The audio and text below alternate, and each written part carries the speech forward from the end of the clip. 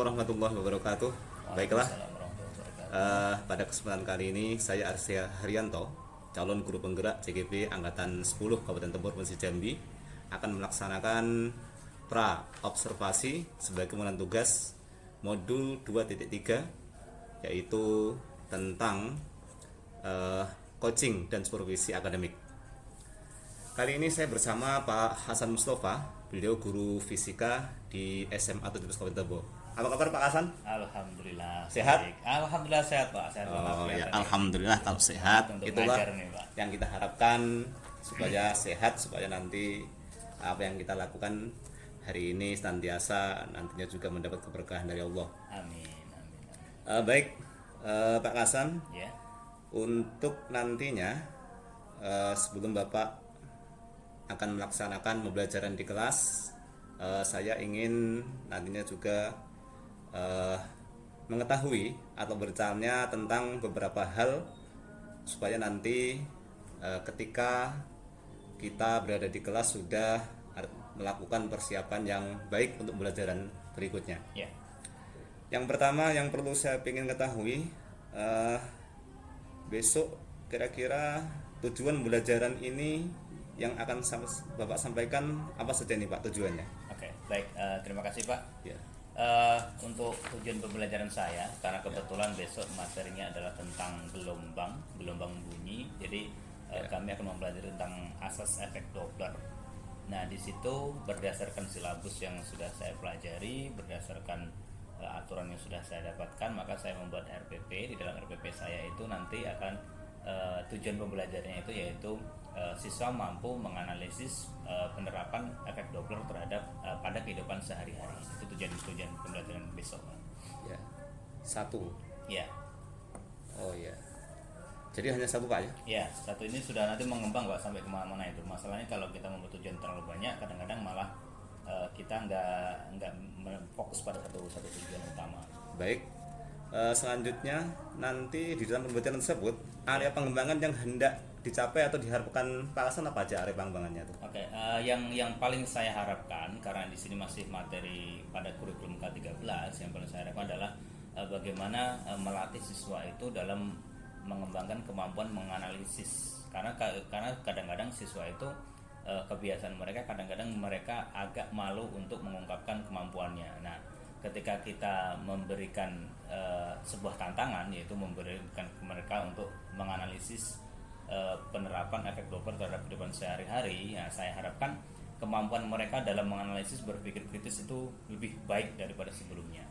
Ya, Begitu, baik. Pak. Jadi area pengembangan ini nanti yang ditemukan adalah aspek pengetahuan ya? Ya, itu pengetahuan nomor satu ini. Ya, baik. Baik, kemudian nantinya strategi yang akan diterapkan di pembelajaran tersebut apa saja Pak? Oke. Ya. Yang pertama saya menerapkan strategi pembelajaran diferensiasi, di mana saya melakukan pengelompokan terhadap 3 kelompok berdasarkan kemampuan siswa yang sudah pernah saya uji sebelumnya, yaitu kelompok dengan kemampuan tinggi, kelompok dengan kemampuan sedang, dan kelompok dengan kemampuan rendah. Mereka nanti akan saya bedakan berdasarkan tingkat kesulitan soal yang akan saya berikan. Itu tujuan strateginya. Kemudian model yang akan saya gunakan yaitu discovery learning. Metode yang saya pakai nanti rencananya itu menggunakan proyektor, medianya itu menggunakan proyektor, menggunakan papan tulis, dan menggunakan buku. Nanti rencana saya akan menggunakan internet jika memang memungkinkan. Karena terkadang di daerah kita ini agak lumayan Pak soal internet. Nanti kalau kebetulan pas mati lampu, sinyalnya hilang, mau nggak mau kita harus menggunakan buku teks. Nah, kemudian untuk metodenya, rencana saya menggunakan metode ceramah, metode diskusi, dan kemudian metode tanya jawab.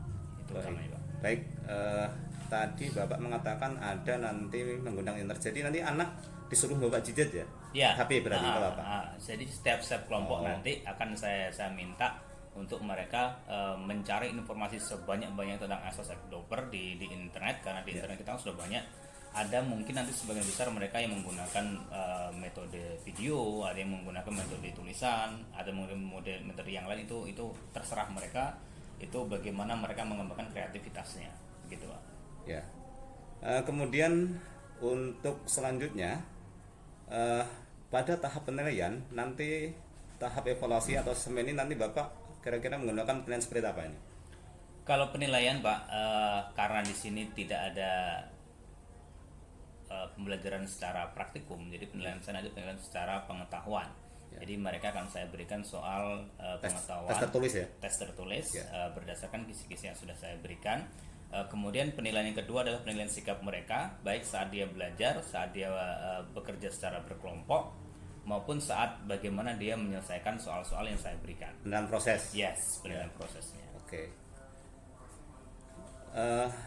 Baik, sebelum kami akhiri kira-kira nanti untuk antisipasi kira-kira strategi apa kira-kira kalau ada kendala hal dalam proses pembelajaran itu? Ya, yang pertama Pak, Ya. kebiasaan di tempat kami itu yang pertama kalau dia terkendalanya adalah satu internet, dua alat Ya. medianya, dan yang ketiga adalah listrik. Nah, jadi kalau posisi semuanya normal, saya akan memanfaatkan listrik dan internet untuk pembelajarannya. Kalau posisi yang tidak normal, maka terpaksa saya harus menggunakan secara manual, yaitu menggunakan buku teks, menggunakan papan tulis, dan saya akan lebih banyak menjelaskan bagian-bagian yang mungkin anak-anak itu agak kebingungan. Karena kalau dia harus mencari di internet kan tidak ada sinyal, jadi tidak memungkinkan. Maka saya bisa menjadi salah satu sumber utama informasi bagi mereka. Rencana seperti itu. Baik,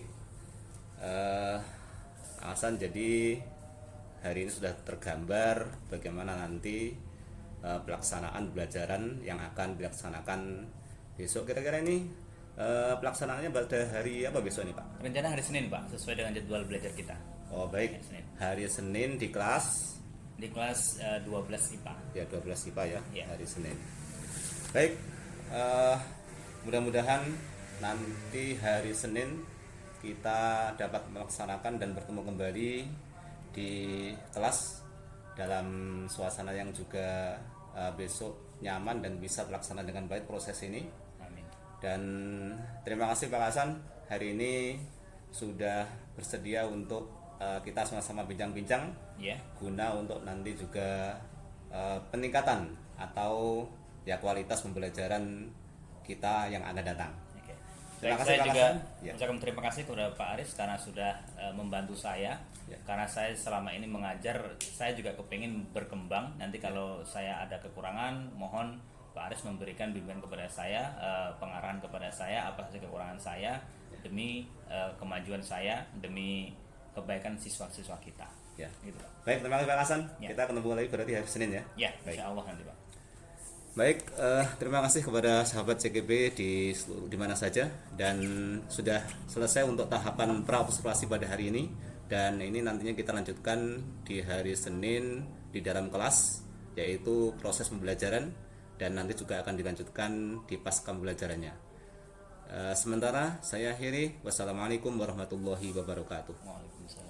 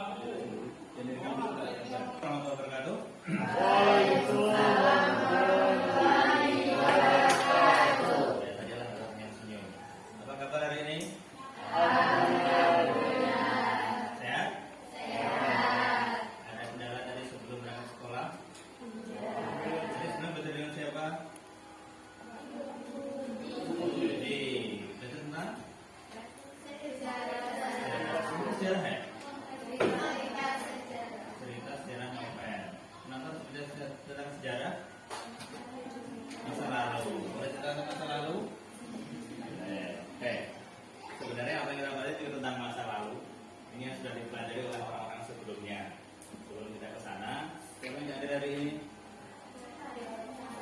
Clarista. Mana yang Clarista? Selain dia? Dapat. Terusan?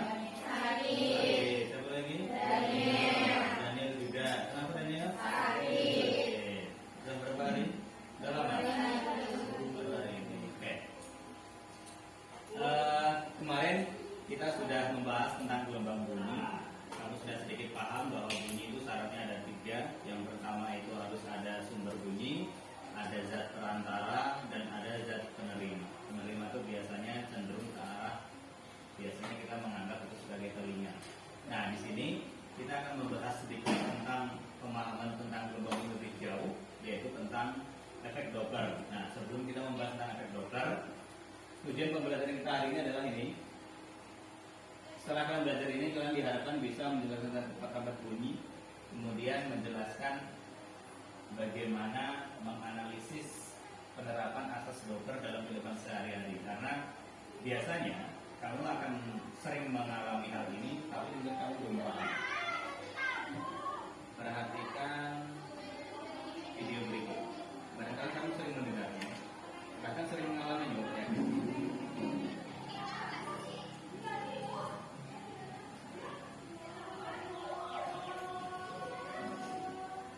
Oke, perhatikan sekali lagi.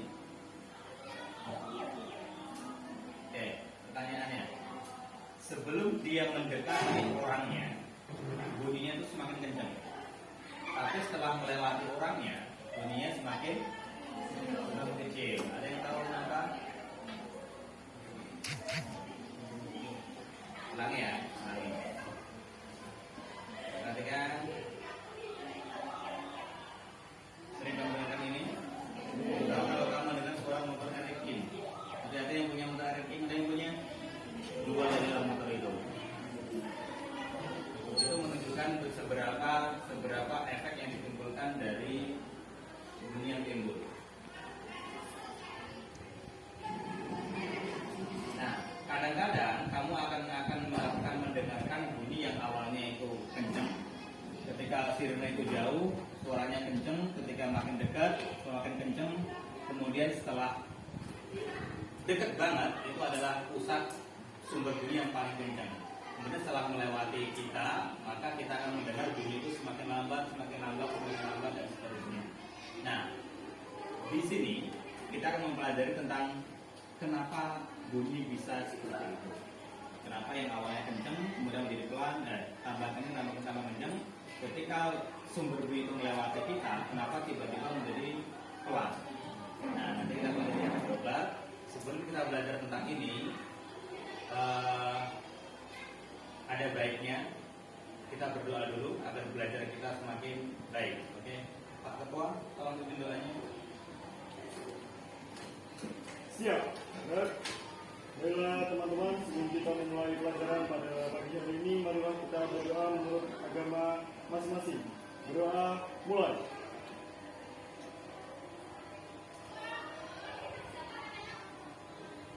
Berdoa selesai. Ucapkan salam. Assalamualaikum warahmatullahi wabarakatuh. Oke, kita akan memasuki materi tentang efek Doppler, tapi sebelumnya silakan bentuk kelompok seperti biasanya. Ayo, tunggu.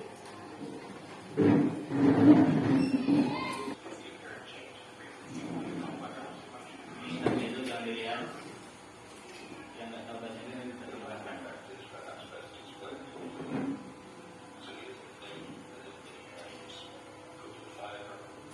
Oke, sumber bunyi itu artinya seperti ini.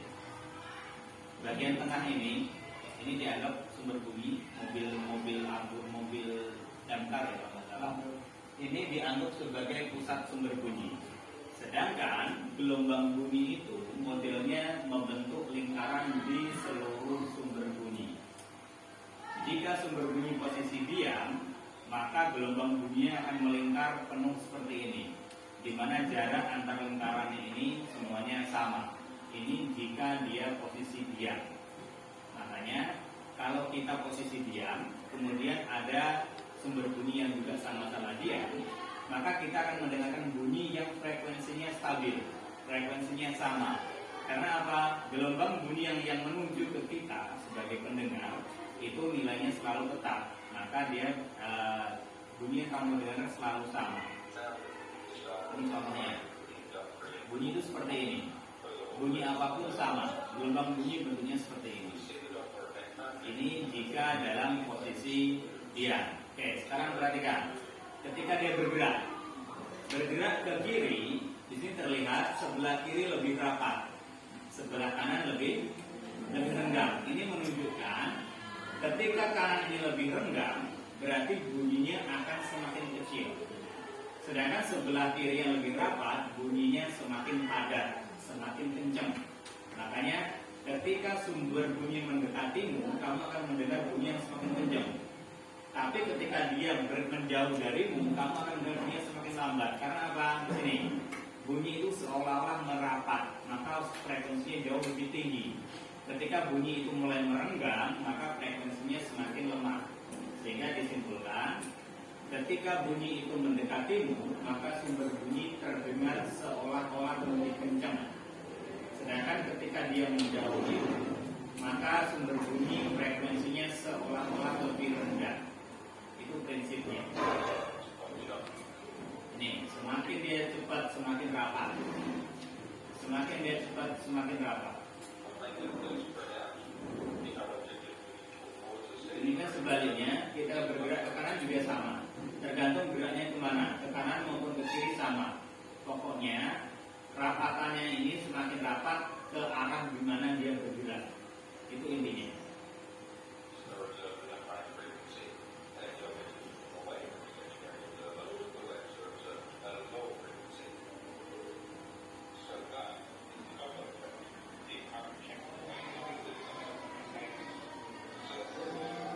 Ini percontohannya.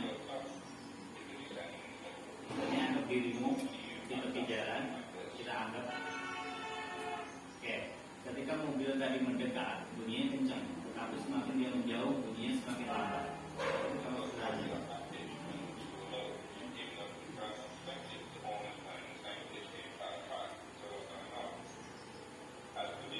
Ya, ini posisi sumber bunyi yang membunyikan.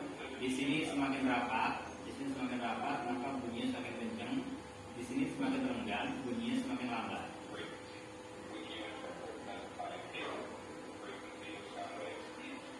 Oke, ketika dia tepat di tengah-tengah, ini adalah puncak rapatan gelombang bunyinya, maka dia yang paling kencang-kencang ini. Di sini, ketika mobil menjauhi seseorang, di sini semakin renggang. Ketika dia semakin renggang, maka frekuensi bunyinya semakin kecil. Itu prinsip kerja dari efek Doppler. Oke, ada pertanyaan sebelum kita mulai lebih jauh? Perhatikan gambar video berikut. Sebelumnya ini.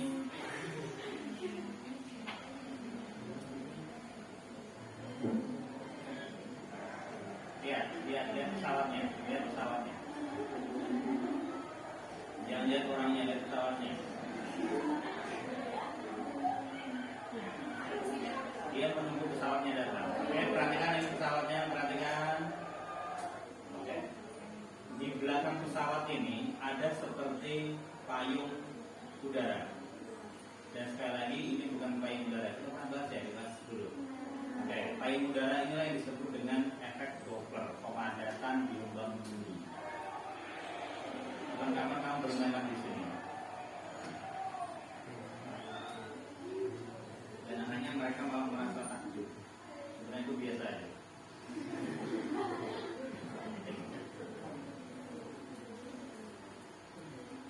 Oke, silakan buka halaman 62.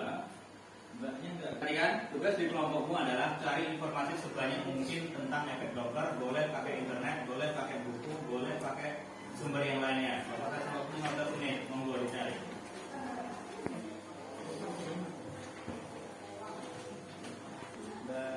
Mas, ambil buku. Yang biasa.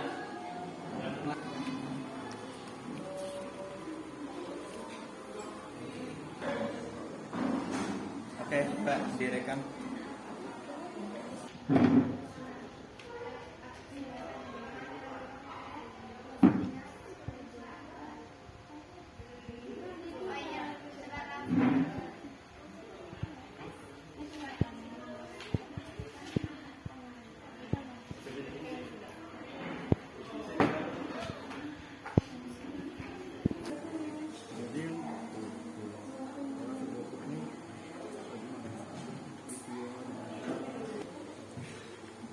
baca.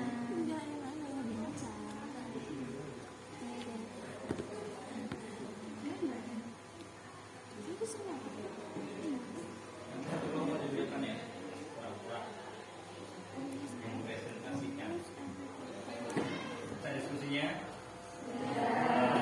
untuk presentasi hasil diskusi kalian, Bapak minta kelompoknya Mbak Erli dan kawan-kawan silakan maju ke depan presentasikan hasil diskusi kalian. Baik, assalamualaikum warahmatullahi wabarakatuh. Di sini kami akan mempresentasikan tentang apa jawaban. Bapak Adriani, saya Deswira Gabriela Erli. Saya Nasila Panji, saya Kamar Riana. Baik, sebelum kita memulai menyampaikan hasil diskusi kami, sebaiknya kita bersama-sama menonton video ini terlebih dahulu.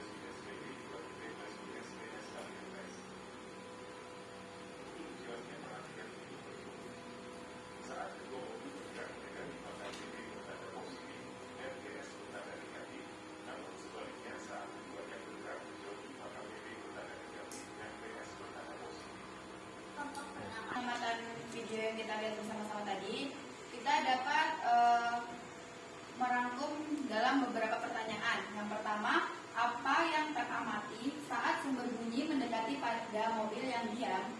Yang kedua, apa yang teramati saat sumber bunyi menjauh dari mobil yang diam?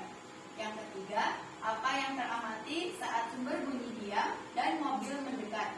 Yang keempat, apa yang teramati saat sumber bunyi diam dan mobil menjauh? Dari pertanyaan itu dapat kita simpulkan bahwa yang pertama, jika sumber bunyi dan pendengar diam, maka frekuensi yang diterima pendengar atau VP sama dengan frekuensi sumber VS. Yang kedua, sumber bunyi mendekati pengamatan yang diam dengan kecepatan PS, maka frekuensi gelombang yang diamati pengamat lebih tinggi dari PS, lebih tinggi dari FS. Yang ketiga, setelah sumber bunyi melewati pengamat yang diam dengan kecepatan VS, maka frekuensi gelombang yang diamati pengamat lebih rendah dari VS.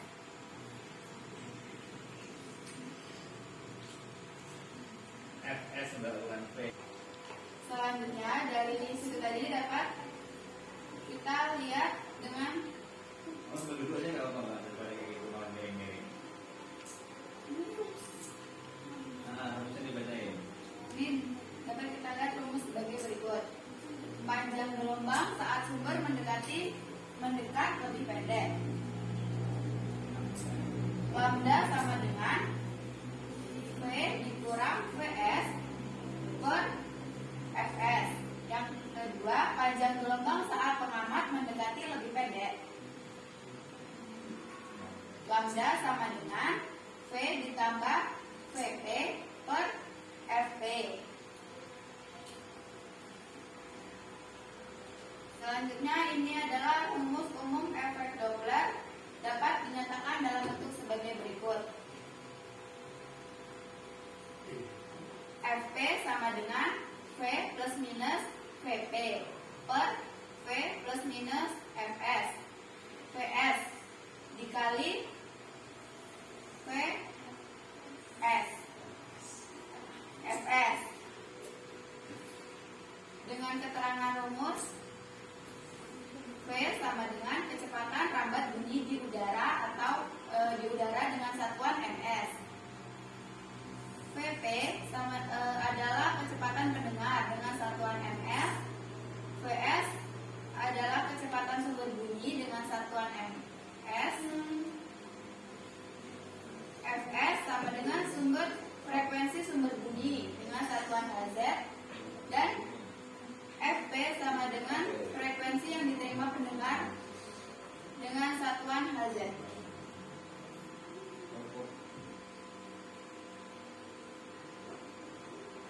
Baiklah, itu tadi presentasi dari kami. Jika ada pertanyaan, silakan. Baik, saya Rati Indriani, perwakilan dari kelompok 2 ingin menanyakan bagaimana penggunaan plus minus dalam V tersebut jika kita menggunakan rumus efek Doppler tersebut. Terima kasih. Baik, di sini saya akan menjawab pertanyaan dari Rati. Untuk penggunaan plus digunakan bila arah angin searah dengan gelombang bunyi. Untuk yang min digunakan bila arah angin berlawanan arah dengan gelombang bunyi.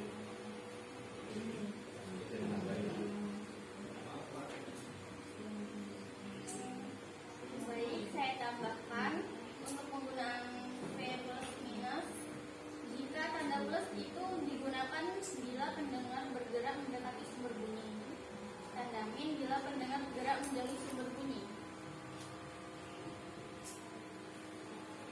Satu lagi untuk T plus minus PS, tanda plus bila sumber bunyi bergerak menjauhi pendengar, tanda min bila sumber bunyi bergerak mendekati pendengar.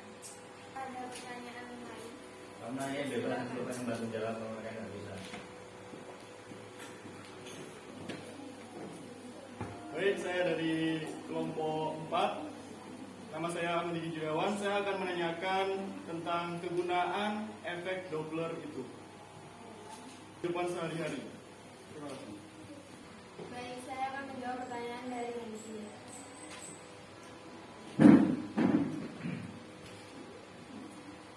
Kegunaan efek Doppler.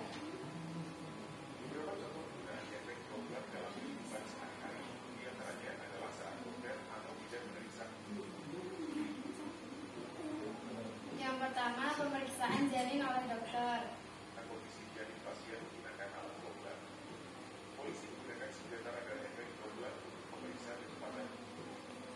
Polisi menggunakan senjata radar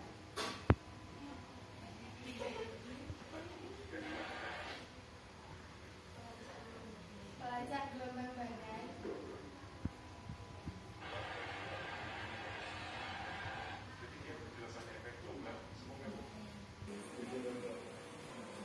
Jadi kegunaan efek Doppler yang pertama yaitu untuk USG, yang kedua yaitu pelacak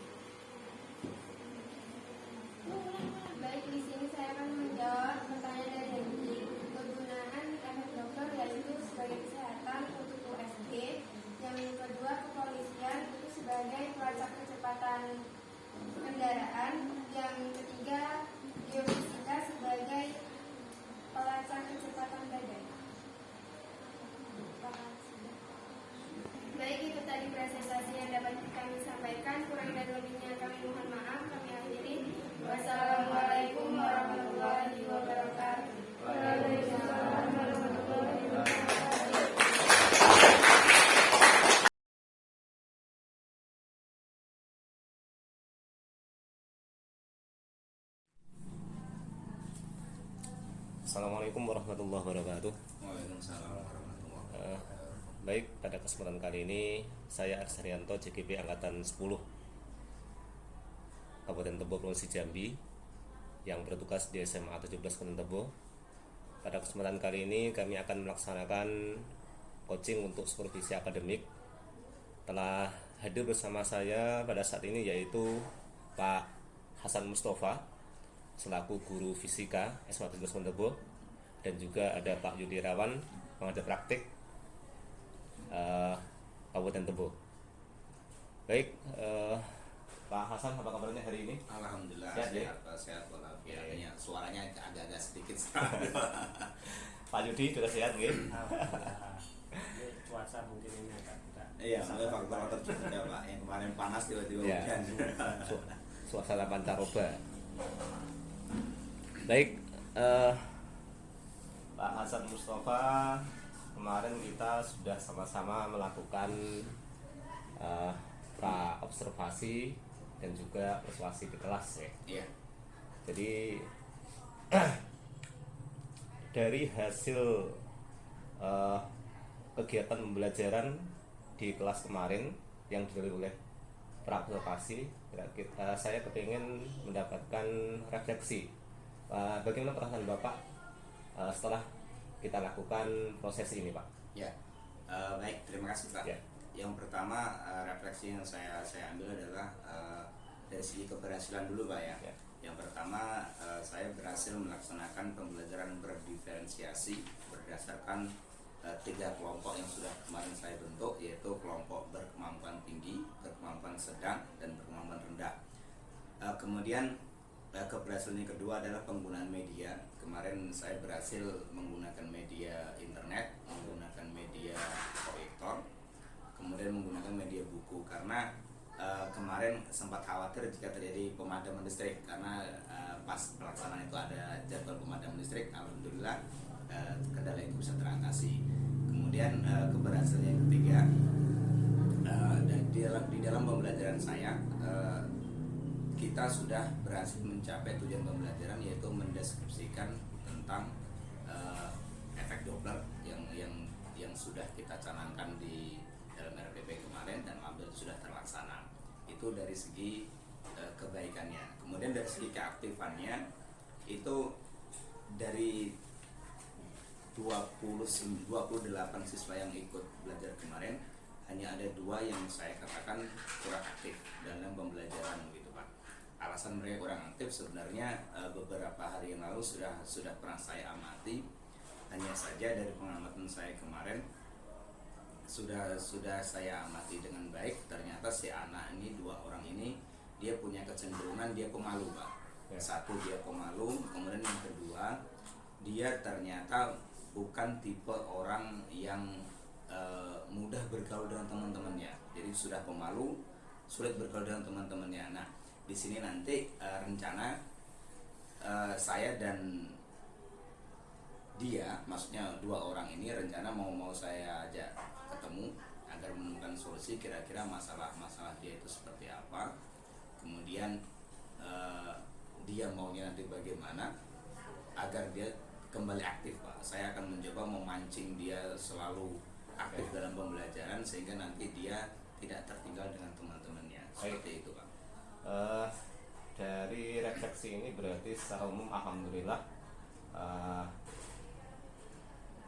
kemarin kegiatan itu sudah terlaksana dengan baik ya. Iya, alhamdulillah. Kemudian tadi bisa mungkin kita identifikasi ada beberapa hal mungkin kelemahan sedikit. Iya.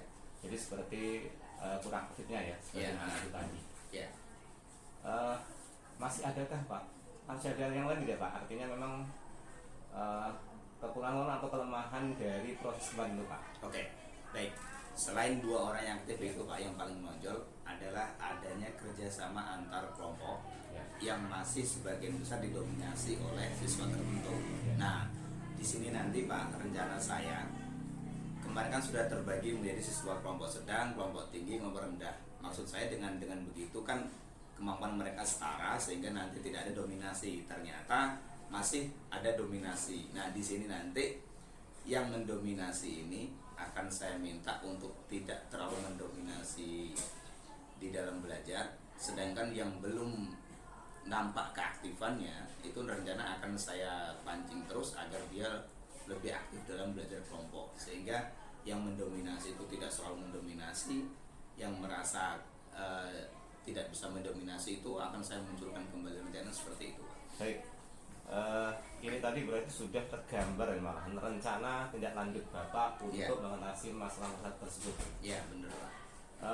Kemudian strategi apa lagi yang nanti yang ingin Bapak lakukan untuk lebih mengoptimalkan adanya kendala-kendala atau mungkin untuk perbaikan lagi, meningkatkan performa mengajar Bapak nanti? Baik, terima kasih Pak. Untuk perbaikannya yang saya utamakan nanti Pak, di dalam pembelajarannya itu yang saya utamakan adalah media pembelajarannya, karena selama ini Pak, kadang-kadang kalau kita melaksanakan praktikum itu alat kita kurang, seperti efek Doppler itu cukup sulit Pak kalau kita melakukan praktikum. Nah, rencana saya akan menggunakan media visual online, mungkin melalui media pad atau apa nanti yang bisa saya pakai. Jadi mereka bukan hanya belajar secara teori, secara gambar, secara video, tapi mereka bisa praktek langsung. Saya harapkan seperti itu Pak, nanti nomor satu seperti itu. Baik, setelah ini tadi telah tergambar mengenai rencana tindak lanjut dan juga strategi solusi untuk mengatasi masalah tersebut, kemudian dari rencana-rencana Bapak yang sudah Bapak rencanakan ini nanti, itu nanti akan dilaksanakan kapan nih Pak, sebagai bentuk komitmen tanggung jawab kita gitu? Oke, baik. Pelaksanaan saya rencana ini, rencana kedepannya saya akan laksanakan di pertemuan selanjutnya, karena kebetulan pertemuan selanjutnya itu akan dilaksanakan pada hari Sabtu besok. Nah, jadi rencana hari Sabtu nanti sudah siap, sudah saya laksanakan. Karena kemarin saya sudah sempat browsing di internet, saya menemukan ada media online yang bisa dipakai untuk perantara praktikum itu Pak. Rencana seperti itu. Baik, alhamdulillah ini tadi sudah sama-sama kita laksanakan proses coaching hari ini. Untuk terakhir kalinya saya ingin juga mendapatkan refleksi akhir dari kegiatan kita keseluruhan, mulai kemarin pra-observasi, kemudian observasi di kelas, dan setelah selesai kita pasca ini, bagaimana perasaan Bapak setelah mengadakan diskusi atau perbincangan dengan saya ini Pak? Ya, baik. Terima kasih Pak Aris. Ya. Sebelumnya saya sangat berterima kasih kepada Pak Aris karena sudah mau memberikan coaching kepada saya. Karena bagaimanapun meskipun secara pengalaman saya sudah pernah mengajar beberapa tahun, tapi tentu ada kelemahan yang saya miliki. Nah, dengan kehadiran Pak Aris menjadi coaching saya melihat bahwa Pak Aris bisa lebih menonjolkan kemampuan saya untuk lebih baik dalam mengajar. Itu yang saya rasakan pertama kali ketika Pak Aris mau menjadi coaching saya. Nah, kemudian yang kedua, ketika kita pra-observasi kemarin, itu Pak Aris memberikan saya solusi bagaimana mengajar yang baik, bagaimana memperbaiki kesalahan-kesalahan saya. Nah, itu yang saya ucapkan terima kasih sekali dengan Pak Aris. Nah, dari pra itu akhirnya saya punya keyakinan bahwa saya siap untuk mengajar. Kemudian ketika saya sudah mengajar, ketika Pak Aris ada di dalamnya, Pak Aris memberikan checklist bagaimana pengajaran saya mulai dari awal sampai akhir. Saya melihat bahwa ternyata kekurangan-kekurangan yang saya alami sebelumnya itu bisa tertutupi karena ada coaching dari Pak Aris ini. Kemudian di saat saya mengajar di kelas pun, karena bimbingan dari Pak Aris itu, akhirnya saya menemukan bahwa pengajaran terstruktur mulai dari awal hingga akhir, mulai dari pembukaan, penutupan, sehingga tujuan pembelajaran bisa tercapai. Kemudian kemarin Pak Aris juga menyarankan kepada saya bagaimana menemukan solusi atas permasalahan yang saya hadapi di kelas, yaitu salah satunya ketika ada siswa yang belum aktif dan ada dominasi dari siswa tertentu. Alhamdulillah saya akhirnya menemukan solusi bagaimana cara mengatasi masalah pada anak tersebut. Nah, di akhir ini saya melihat adanya perubahan signifikan dari saya sendiri, yang awalnya saya hanya mengajar asal-asalan, Kemudian setelah Pak Aris memberi coaching kepada saya menemukan kelemahan mengajar saya menemukan solusinya, dan alhamdulillah bisa termanfaatkan, bisa terrealisasi saat saya mengajar. Jadi saya sangat berterima kasih sekali dengan Pak Aris, dengan Pak Yudi yang sudah memberikan coaching kepada saya. Semoga kedepannya saya bisa mengajar lebih baik lagi. Itu harapan saya, Pak. Baik, terima kasih Pak Hasan. Pada kesempatan kali ini sudah bisa bersama saya untuk sama-sama diskusi tentang pembelajaran yang mudah-mudahan nanti membawa dampak positif bagi usaha diri kita. Yeah. Dan terima kasih juga kepada Pak Yudi sebagai PP yang hari ini sudah bersama menemani kita. Mudah-mudahan kegiatan hari membawa manfaat dan keberkahan bagi kita semuanya. Amin ya rabbal alamin. Amin. Kiranya mungkin hanya ini pertemuan pada hari ini. Saya akhiri, wassalamualaikum warahmatullahi wabarakatuh. Waalaikumsalam warahmatullahi wabarakatuh.